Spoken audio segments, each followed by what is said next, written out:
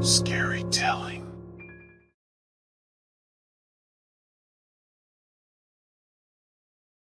My friends and I had been looking forward to trying out the newest escape room in town. We had heard rave reviews from people who had already gone through it, and we were eager to put our skills to the test. The building was an old warehouse that had been renovated and transformed into a labyrinth of rooms and puzzles. As we approached the entrance, we could feel the excitement building. We were greeted by the game master, who gave us a brief introduction to the game and explained the lack of a time limit. I remember thinking it was odd, but I shrugged it off, not wanting to spoil the fun. We signed a waiver and entered the first room, the door slamming shut behind us. The room was dimly lit, with a single light source hanging from the ceiling. We could see the outline of objects scattered throughout the room, and we immediately got to work, searching for clues and solving puzzles. At first, everything seemed normal. We were making progress, solving puzzles and finding clues that led us to the next step. But as we continued, something started to feel off. The puzzles became more complicated, and the clues were harder to find. We were stuck in the room longer than we anticipated, and I started to feel uneasy. The game master's voice came through the speakers in the room, reminding us that there was no time limit and encouraging us to keep going. But I couldn't shake the feeling that something wasn't right. The lack of a time limit seemed strange, and the puzzles were starting to feel never-ending. After what felt like hours, we finally solved the final puzzle in the first room. The door to the next room unlocked, and we eagerly stepped through it, excited to see what challenges lay ahead. But as we entered the next room, I couldn't help but feel a sense of dread. The puzzles were only going to get harder, and there was still no sign of a time limit. I knew then that we might be in over our heads, but it was too late to turn back now. We were already in the game, and we had to see it through to the end. The excitement we had felt in the first room quickly dissipated when we realized that the door had locked behind us, trapping us inside. Panic set in as we frantically searched the room for clues or anything that might help us escape. We tried everything we could think of, but nothing worked. As time passed, the group dynamic started to shift. Frustration and fear began to mount, and we started to argue and point fingers. Some of us blamed the others for getting us into this situation, while others tried to stay calm and focus on finding a way out. The lack of a time limit that had seemed so appealing at first was now becoming a nightmare. We had no idea how long we had been in the room, and there was no indication of when we would be able to escape. We tried to keep track of time by checking our phones, but they had no signal and were useless. As we continued to search the room for clues, the tension started to build. We could hear each other's breathing and the sound of our own heartbeat echoing off the walls. The room seemed to be closing in on us, becoming smaller and more claustrophobic with each passing minute. We were running out of ideas and hope when suddenly a clue appeared. We had missed it before, but now it seemed so obvious. We worked together to solve the puzzle, and the door to the next room finally unlocked. We breathed a collective sigh of relief, but the sense of unease lingered. As we stepped through the door into the next room, I couldn't help but wonder what other challenges lay ahead. If the first room was any indication, we were in for a long and grueling game. But we had come this far, and we weren't about to give up now. We steeled ourselves and pushed forward, determined to make it out alive. As we entered the second room, I could feel the weight of our situation pressing down on me. The room was even darker than the first, and the puzzles were even more challenging. We were starting to lose hope of ever making it out. The lack of a time limit had gone from being exciting to being a curse. We had no sense of how much time had passed since we entered the escape room. We tried to estimate the time by counting the number of puzzles we had solved, but it was impossible to tell if we were making progress or not.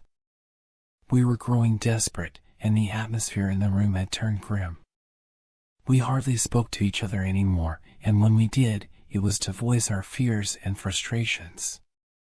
We were all tired and hungry, and the air was starting to feel thick and suffocating.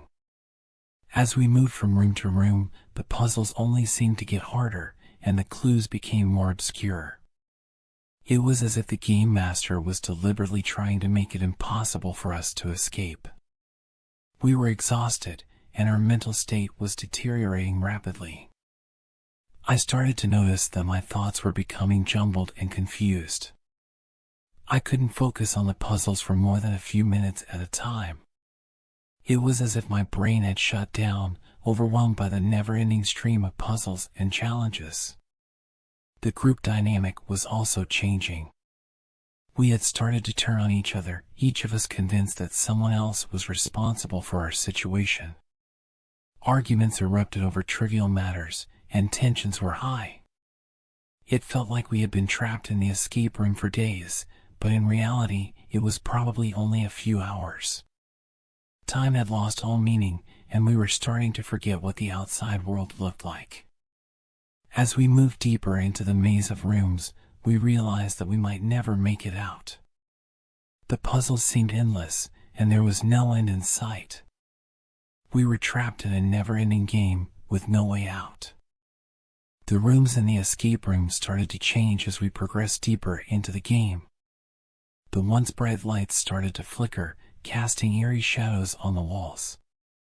The puzzles became more twisted and sinister, and the clues became harder to find. As we moved from room to room, we started to hear strange noises and whispers. The air grew thick with an unsettling feeling, and it felt like we were being watched by an unknown presence. The sense of dread that we had felt in the first two rooms had intensified, and we were on high alert at all times. I started to notice that my own thoughts were becoming more paranoid. Every sound made me jump, and I was starting to see things that weren't there. I couldn't shake the feeling that we were being trapped in the escape room by something beyond our control. The group dynamic was also changing. We had stopped working together and had started to work alone, each of us convinced that we could solve the puzzles on our own. It was a mistake, and we quickly realized that we needed to work together if we had any chance of making it out alive. But even when we worked together, the puzzles seemed unsolvable. We were running out of time, and our mental and physical states were rapidly deteriorating. We were becoming more desperate with each passing minute. The rooms themselves seemed to be alive. They were changing and morphing in ways that we couldn't explain. It was as if the escape room was playing with our minds and trying to drive us insane. The fear and panic that we had felt in the first few rooms had turned into a sense of hopelessness and despair. As we entered the final few rooms, we realized that we might never make it out. The puzzles were impossible, and the rooms were becoming more and more twisted. It felt like we were in a never-ending nightmare, and we were starting to lose all sense of reality. We had to push forward, though. We had come this far, and we couldn't give up now. But as we entered the final room, I couldn't help but wonder if this was it. If this was the end of the road for us. We entered the final room, and I could feel my heart pounding in my chest. The room was eerily quiet, and there was an unsettling feeling in the air. We could see the final puzzle in the middle of the room, and we started to work on it. But something was different this time. The puzzle was unsolvable. We tried every combination and every solution we could think of, but nothing worked. We were trapped in the final room, with no way out.